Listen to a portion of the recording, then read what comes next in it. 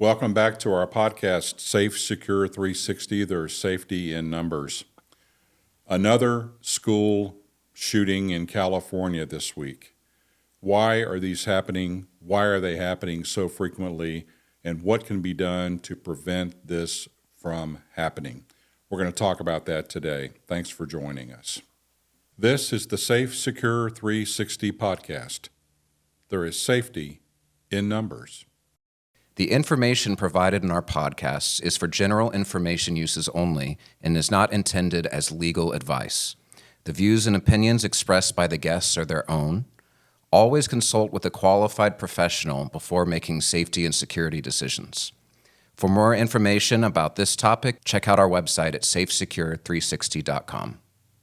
Well, Robert, thank you for sitting down with us again and sharing your wisdom on this. You are an honorably retired police commander, and during your law enforcement career, you spent time working on active shooter scenes at schools. You've also developed, later in your career, you developed more and more policy for things that are more preventative measures towards this. So you're just the absolute perfect person to talk to about active shooters at schools. This is happening a lot. What is it about schools? Why are people choosing mass violence at a school site? What is it about this area that is becoming such a target in America? I've always known and believe that if you want to get someone's attention or make a social impact statement, especially one that is violent, these shooters are targeting targets that are vulnerable, soft targets. And children or mass gatherings is a place where there are multiple targets available.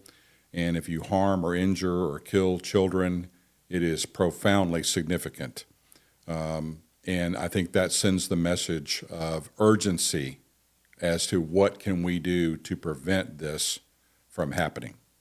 Before we really dive into this, is there a forward, if nobody's heard about preventative ideas about school shootings, what are some practices that help prepare a school to prevent this kind of situation from happening?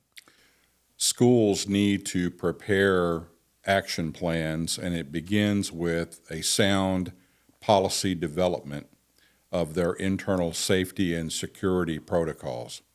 It doesn't have to be 0 to 100 to active shooter. It could be for a shelter-in-place event, an evacuation event, a fire, a weather hazard. The policy needs to clearly define what some of these events are that can become critical events that affect the student population and makes the administrators and leadership either lock them down or perhaps evacuate them from the school, depending upon what the risk is, the timing of it, and what the plan says. So the first step is understanding that this phenomenon of active shooter and harming children by a shooter or multiple shooters is real. And it's occurring. It's not a West Coast thing. It's not a New York thing. In Texas, where we live, it has been happening a lot. Nationally, it's been happening a lot. Colorado has seen an incredible spike in their shootings, and I started researching active shooters right after Columbine in the 90s. And since then, we've had a terrible events, and they keep getting higher and higher and more. So a school leadership has to buy into the fact that we must be prepared. And it starts with a sound policy development on definitions of what could happen, and then a easy to understand protocol about what to do if this or that happens. That method of following the policy is your best chance of having a good outcome. School leadership, as I said, has to first understand that this is a possibility to happen at their school. Secondly, they have to understand that the right policy development is critically important. The third thing is they have to have buy-in from the staff and the faculty as to how we're going to apply this policy. They the school faculty and staff has to be trained in what happens if we flip the switch and we evacuate the school, or what happens if we have to lock down the school. What is the role of your on-campus security or your on-campus off-duty police officers if you have them? And what is the role of leadership from the school, the head of school, the principal of the school, and how do they correlate with arriving first responders? What is the communication that's built in, and how effective is that? Communication and timely communication, especially during this event type, is critically important. So the last component of this are drills. There needs to be drills. You need to practice what this policy says. You need to practice and prepare. A lot of people talk about after action events, after the shooting is done, then everybody's engaged and it's real active and real popular to talk about that. I want to prevent it. I want to talk about preventative measures before it gets to that point. Hardening the target, having a policy, understanding it, doing simple things to not prop open a door, and to notice if someone is on the campus that should not be, and have a sound protocol as far as how you allow visitors into your school, and what types of background or what types of search have you done on that person before you allow them into your school. Those are all very important steps. SAFESECURE 360. We are a security consulting group located in the Woodlands, Texas. We assist our multiple clients by reducing the risk, loss, and reputation impact. We also do full security assessments on their facilities, large churches, large private schools in Texas, and we want to help you. Take a look at our website, safesecure360.com. There was a school shooting just this week in California.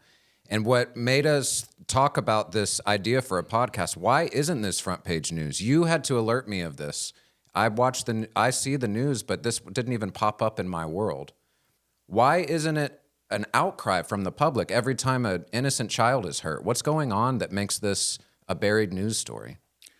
Multiple factors is the answer.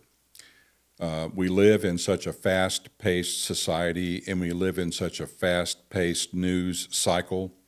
And certainly right now, with the post-election and a lot of other things going on around the world, the news cycle is very selective about what they talk about, when they talk about it, how deeply they talk about it, and sharing that with the public, in their opinion, has to make sense. So when you have a shooting like this one that happened in California this weekend, it's not really interesting to the news, unfortunately, because two kindergarten-age children were shot by a shooter with a pistol. They did not die. However, it's kind of a local event, really, the way the media thinks about that. And because of that, it's very important geographically to that community. And they're talking about it today, I assure you, in the local news there, I assure you, is talking about this. What happened? They're all trying to figure it out. What happened? What went wrong? How did this happen? They're going to try to blame someone when really all this energy after the shooting occurs should be balanced with pre-event planning, practice, policy, and buy-in from leadership and drills to prepare yourself for this. So if something does happen, there really isn't a reaction, there's more of a response because you've practiced it, you've drilled it, and you've talked about it, you're aware of it, it could be a possibility. So I think the answer to that is localized media still on this, national media, 50 different news stories coming at you all the same time. There wasn't a large amount of children injured or killed. That's really bad to say, you know. What would be the right number that would show up on the news? I mean, what a shocking thing to talk about. It certainly is. Even foiled shooter attempts, are in the news, but only for a short cycle. Think back historically about some shootings that you recall just here in Texas, or Las Vegas, or Sandy Hook, or look at Santa Fe, Texas, or Sutherland Springs, Texas, at a church. Those are in the teens and 20s. So isn't it sad to see that our media doesn't really focus on these stories too much until there's a significant number in their mind about that? How unfortunate that is, because each one of these shootings gives us clues and cues as to how to prepare and prevent or mitigate loss and damage pre-event. And that's my focus, pre-event. We know what a crime scene is. We know that it's already happened. We have a suspect in custody, or he's committed suicide and killed himself, or he's on the loose. But what happened there? What happened at Robb Elementary in Uvalde, Texas? What happened at these significant shooting scenes? And if we could replay it and re-script it and reformat our approach to that, what did we miss? What did we miss? And what can we do to learn from that to prevent future injury and death? So let's tell the story of what happened at the Feather River Adventist School. There was a guy that booked a school. He was considering enrolling his grandson in the school. He called the school and made an appointment saying, I want to enroll my grandson. In reality, this guy doesn't have a grandson. And so he goes through the school with the principal and takes a tour of the school. And then when he's done with the tour, he walks out. Now that he's in the school, he walks out and pulls out a pistol and shoots 2 kindergartners. These are 5, 6-year-old kids, and then takes his own life there with his pistol. What can we learn from this specific event? What can we learn from this? Well, who knows who you're talking to? A school, a private school for sure, is a business and also a place of education. And there's a competitive environment amongst private schools. A lot of our clients are significantly large private schools that we service. And it's a competitive environment. You either go there because you have a legacy in your family from there, or it is a faith-driven attraction, Catholic school or other type, or it is a school that is close to you. But regardless of all that, there is a significant amount of tuition that is paid to these schools. And when the parents drop their children off in the morning, they entrust that care to the school, and they are assuming that you know what you're doing. They're assuming that you have thought about active shooter. They're assuming that you know about medical incidents that could occur and you're prepared to address them.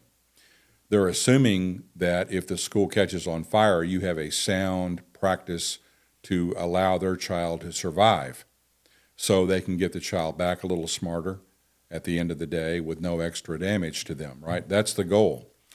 So I think that schools are challenged to really bring it at that level, and we specialize in that training and that policy development to help them get there. When a visitor comes to a school, what do they do, or what should they do when the visitor is there wanting to come in the school? What's the policy? Do you have a sound policy on how you process, greet, screen, and allow this external person that you do not know, who's not a parent, who's not a faculty member or staff member, into your secure educational facility? Who are they? You don't know. They've called on the phone, they've made an appointment to come in and see, they have a prospective, they're a prospective client, and they're a prospective student who's going to pay significant admission and significant tuition to go there. So being a business, you want that. So, but then when they show up, I think the policy needs to talk about telephone interview first when they call and inquire about is there availability, what's your tuition, what are your policies about how do I transfer in, and things like that. I think that the policy needs to talk about, okay, we've made an appointment, we've cleared them basically on the telephone, they sounded reasonable, they asked reasonable questions, they answered our questions reasonably. We feel like this person is probably legitimate and could be a great future student for us and family for us. So then the person arrives at the school for the interview. And the interview also is going to include perhaps a campus tour. They're going to talk about the historical facts of the school and their success rate and college preparatory measures, things like that. So as soon as the person arrives at the school, it's very important to affix their identity. So you would tell them on the phone, look, when you come to visit the school, we'd love to have you. Be sure and bring your current driver's license with you. So when you get there, you would present the driver's license to the admissions or to the receptionist or whoever does your gatekeeper of the school, and they would present their driver's license. Then it's my recommendation that you have some type of instant background check on that person. There are databases that accumulate information about final convictions and different types of offenses that you would rule in or rule out as far as allowed to come onto the campus. So certainly using a system like Raptor Technologies is a Houston-based corporation, and they have that initial credentialing and initial check process through their hardware and through their software. They do many other things also for school safety. It's an outstanding company, and they've kind of revolutionized the way we do that primary entry screening into a school campus. So Raptor will take that driver's license and then insert it into their machine. They'll run a background check, and then it will allow the person doing the screening to know, yes, that person's cleared to come in, or no, there may be some type of significant history that has populated. And at that point, it's incumbent upon the leadership of the school to view that history and to talk to the person about that history and then make a decision. Is that or is that not something that we can deal with to allow you into our sacred area of the school? And would we want you as a potential student-parent relationship going forward? It may be a no-go. It may be so significant and so recent that it's just not possible to have it happen. Any reasonable school would not allow it.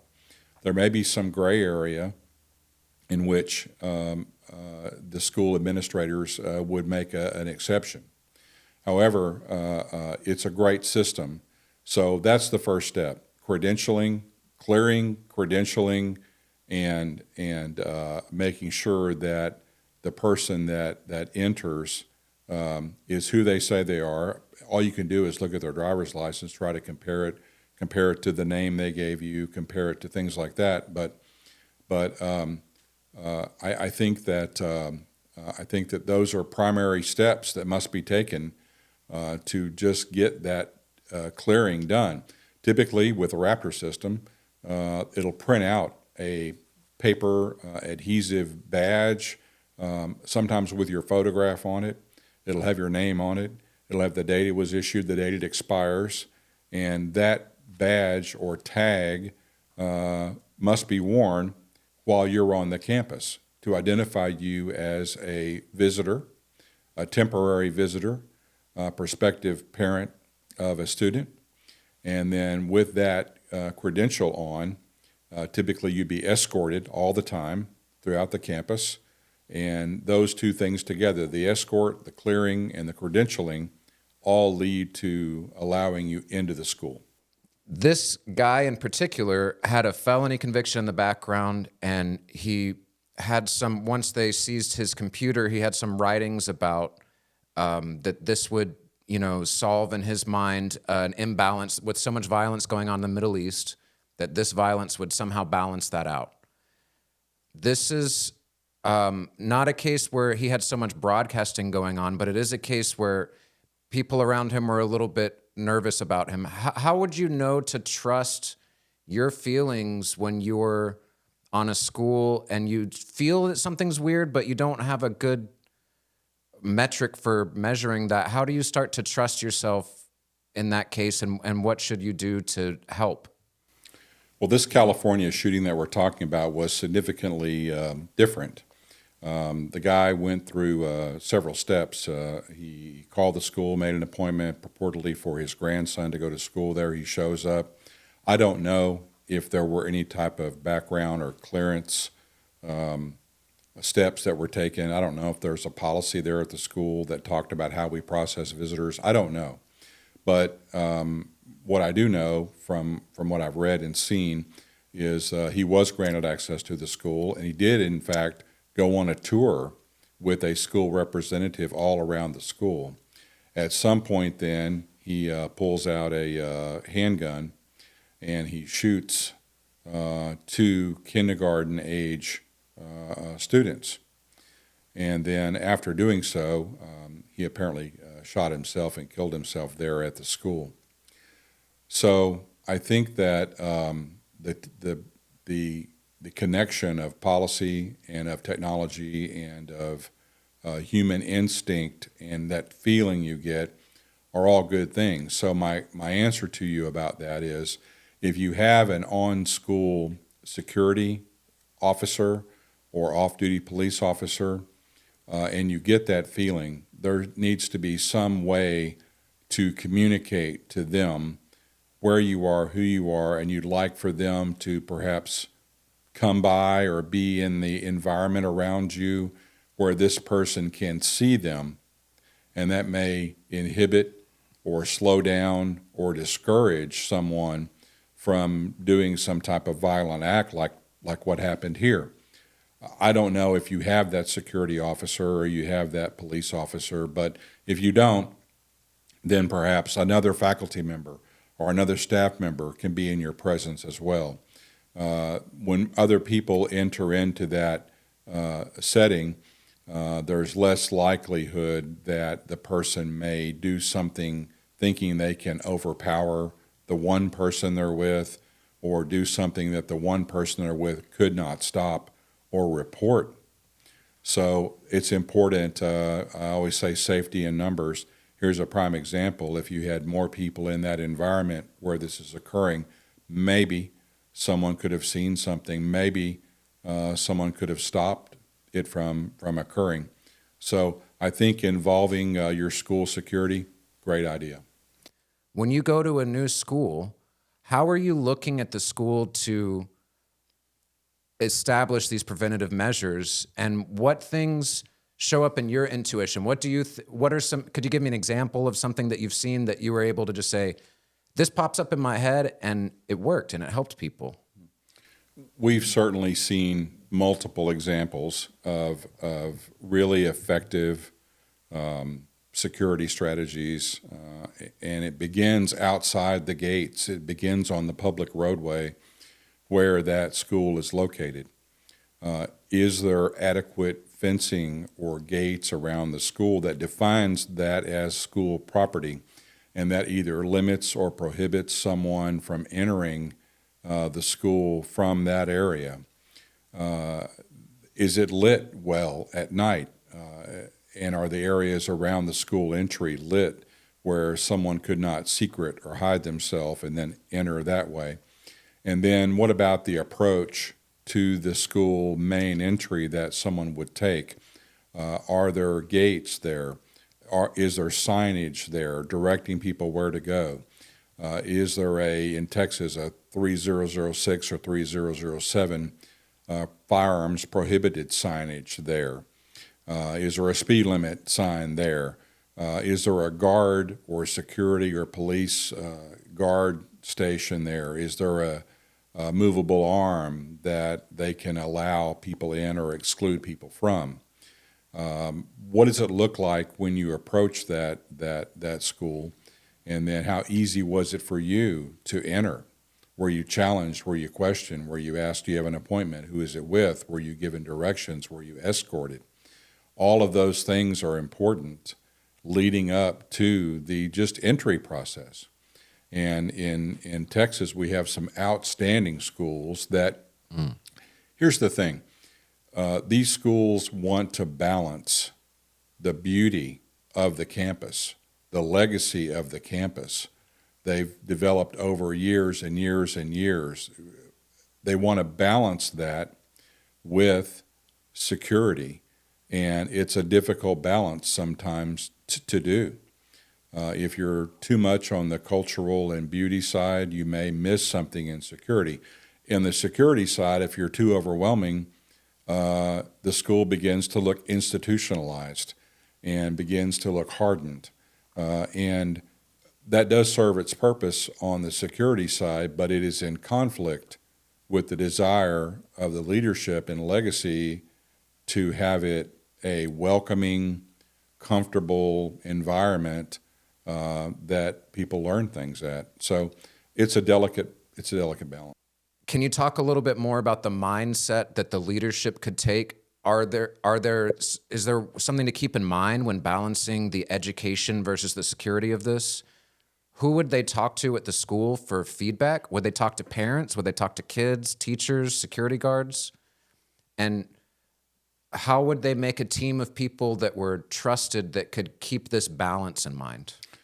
I think a smart school approach to safety and security begins with policy development. Another factor that's really big is, how do the students feel? No one ever really talks about them. And I'm not talking about very young age children who really can't grasp this concept, nor do we want them to. But adolescent through 12th grade at least, they are very in tune with social media. They know what's going on environmentally and around the country with these school shootings and risk scenarios. So I think it's important to understand that they know that. And I think it's important to recognize that sometimes in our assessments that we do for schools will involve like a senior or a 12th grade person who may be the leadership council president and a spokesman perhaps for the students. And we'll ask them, do you feel safe here? What's a concern for you? We have police or security here. Do you see them as a partner? Are they approachable? Do you feel comfortable if something happened here that we would be able to protect you?